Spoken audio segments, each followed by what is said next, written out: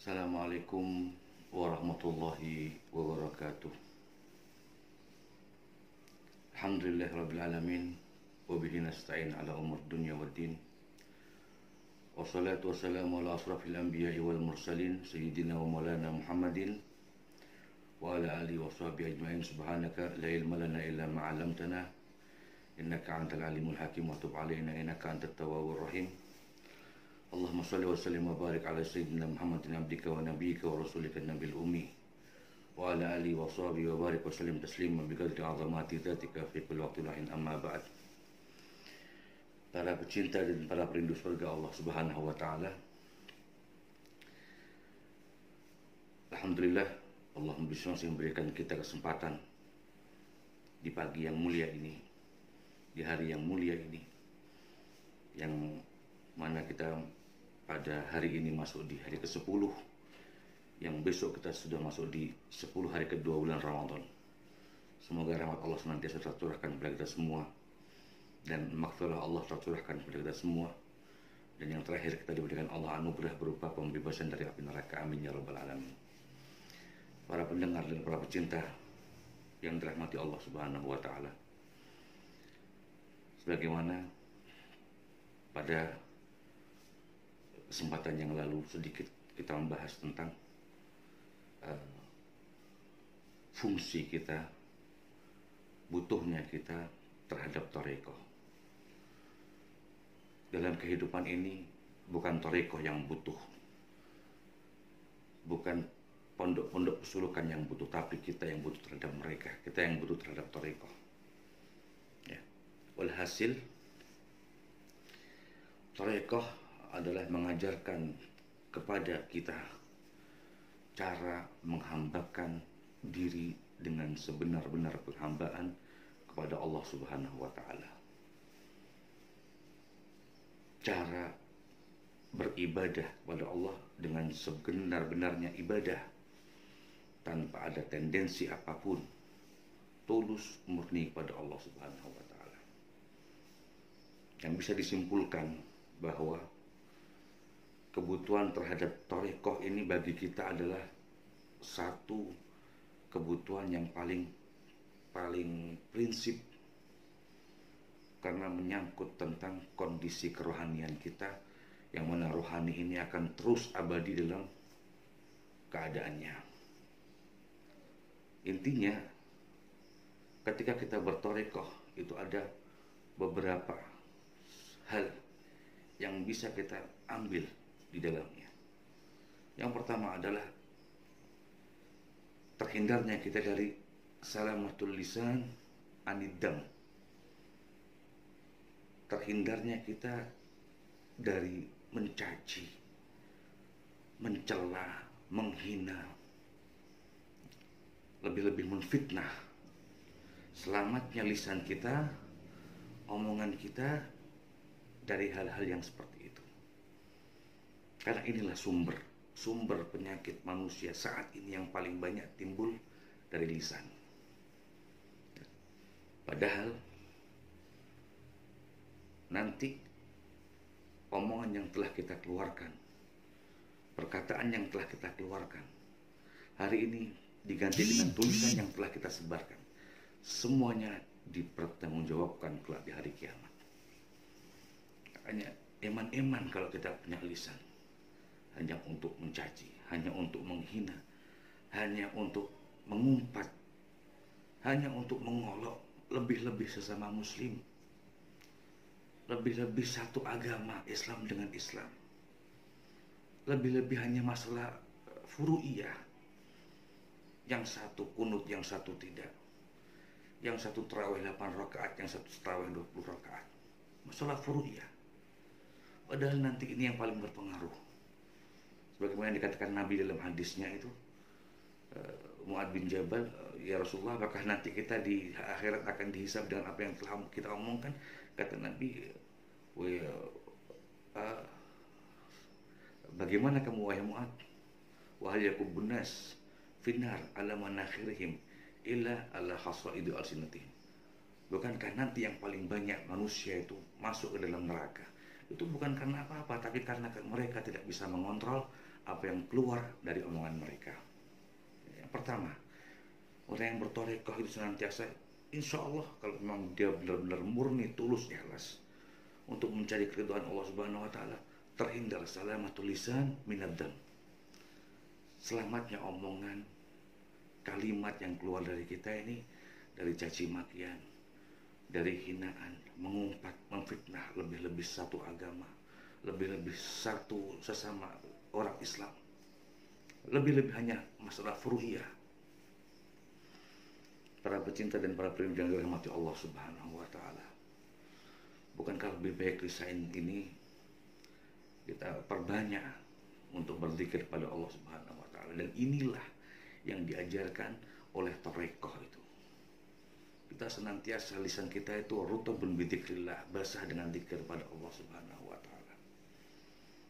Dan ingat, obat itu yang paling mujarab untuk hati kita yang kotor dengan kotoran dan dosa-dosanya adalah zikir. Adalah mengagungkan Allah dengan lisan kita. Dan zikir indal sholihin itu, zikir inda sholihin itu mudamah. Zikir itu bagi orang-orang kekasih Allah itu mudamah. Mudamah itu sesuatu yang memabukkan, khamr.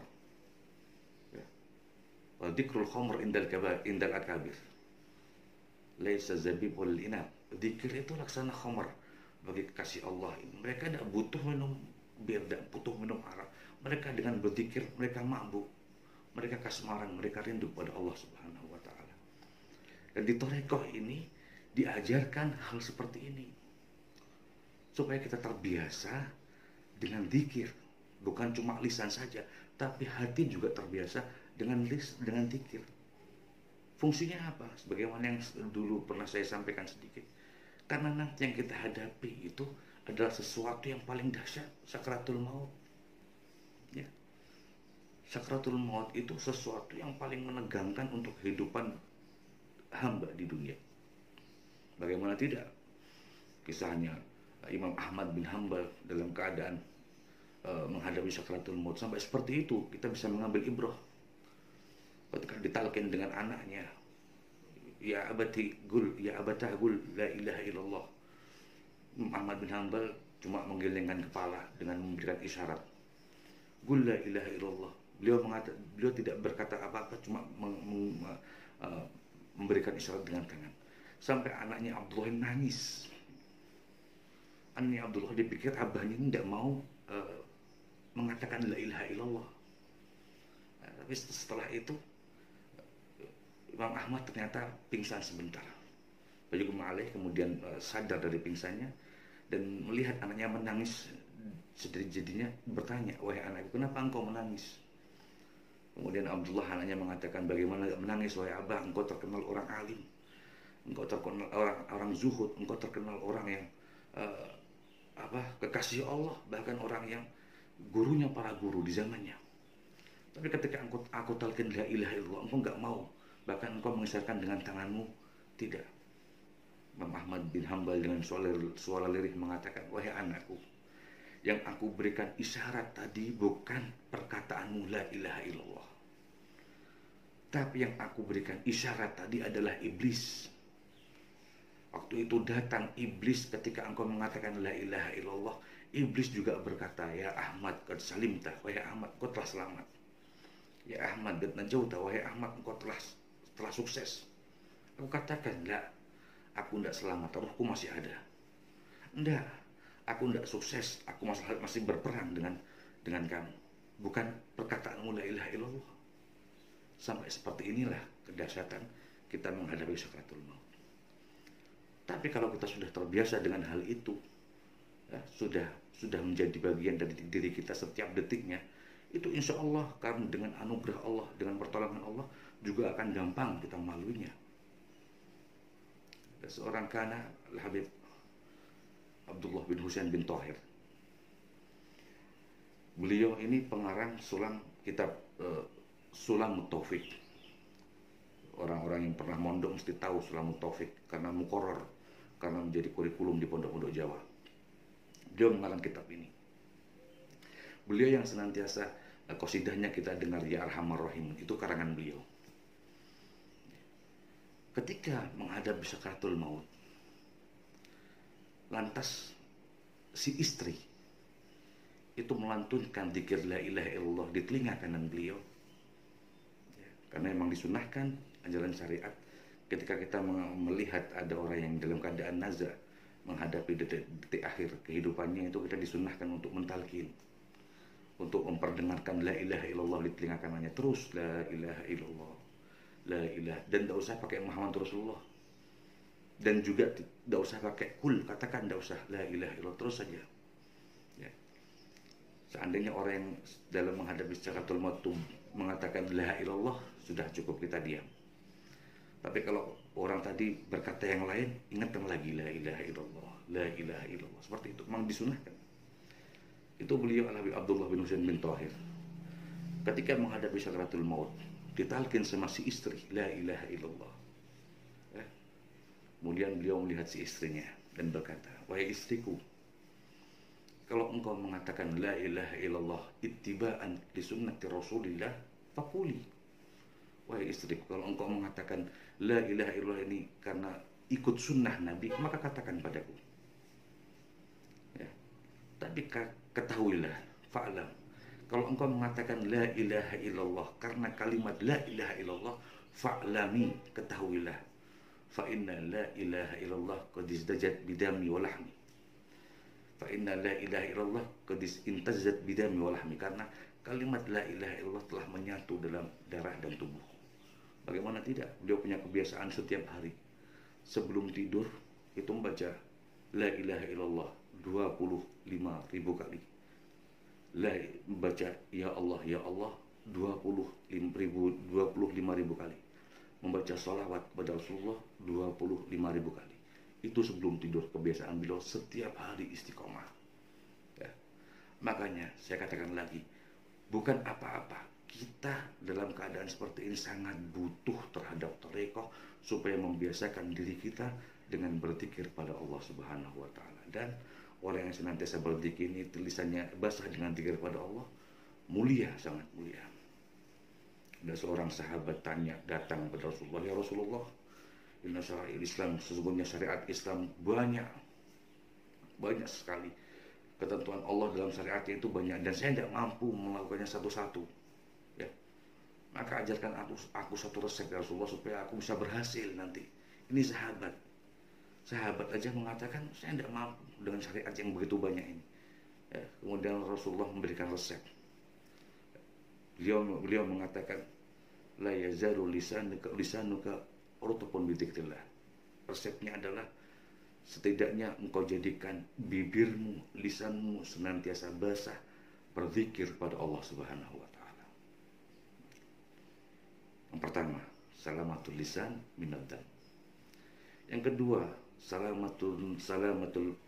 salamatul yad minaddam. Selamatnya tangan kita dalam keadaan kekuasaan kita, kekuatan kita dari menyakiti orang, lebih-lebih dari membunuh orang. Orang yang bertorekoh diajarkan tentang akhlakul karimah, tentang bermuamalah terhadap semua orang, tentang menebarkan kasih sayang terhadap semua orang. Maka kalau memang benar-benar tulus, terhindarkan dari salamatul yad minaddam, terhindarkan dari menyakiti orang dengan tangan dan kuasaannya, menempeleng, memukul, bahkan membunuh. Dan yang terakhir, orang yang bertarekat setidaknya salamatul qalbu minal ham, hatinya selamat dari kegalauan, dari kesumpekan. Bagaimana tidak? Setiap saat diisi dengan zikir, bukan cuma lisannya, hatinya pun dengan berzikir. Ya. Dan setiap waktu aktivitasnya dimulai dengan zikir. Maka untuk itu, fungsi tarekoh bagi kita laksana makanan yang harus kita makan. Artinya kita harus, ya, supaya nanti dalam perjalanan hidup ini kita mendapatkan apa yang diridhai oleh Allah Subhanahu wa Ta'ala, apa yang diinginkan oleh Allah Subhanahu wa Ta'ala, dan diberkahi oleh Allah Subhanahu wa Ta'ala. Para pecinta dan perindu surga Allah Subhanahu wa taala. Banyak sekali yang diajarkan dalam thariqah, menjadikan murid ini beribadah dengan benar, menjadikan murid ini mampu menghiasi kehidupannya dengan akhlakul karimah, menjadikan si murid ini mempunyai wirid yang banyak, sebagaimana kemarin saya jelaskan sedikit tentang wirid, yaitu amaliyah kebaikan yang kita lakukan terus menerus, itu wirid, supaya yang diharapkan bisa timbul warid. Ya, banyak berhasil macam-macam yang diajarkan oleh guru-guru para aulia kasih Allah ini. Dan yang sedikit yang mengambil bagian yang paling sulit ini hanya sedikit, yaitu ketika mengajarkan pada murid-muridnya mengambil seperlunya, kemudian memberikan semuanya kepada yang butuh. Ini sangat sulit thariqah ini. Bahkan banyak yang tidak mampu. Sebagaimana yang dilakukan oleh Al-Imam Ja'far Al-Baghdadi, gurunya Imam Junaid Al-Baghdadi. Beliau ini termasuk makhluk yang dimuliakan Allah, hamba yang dimuliakan Allah, dengan segala keistimewaan dan kemuliaannya, lebih-lebih kondisi hatinya yang paling bersih, yang jernih. Bagaimana tidak? Beliau bekerja, kemudian mengambil secukupnya untuk keluarganya. Beliau bekerja di pasar kota Baghdad. Dalam riwayat sirah itu dikatakan setiap hari menerima 1 dinar. 1 dinar itu mungkin sekitar 1 juta kalau sekarang. Ya, karena memang beliau orang pintar. Tapi uang 1 juta ini yang diambil cuma 200.000, yang 800.000 dibagikan semuanya untuk kemanfaatan orang lain. Ini sulit.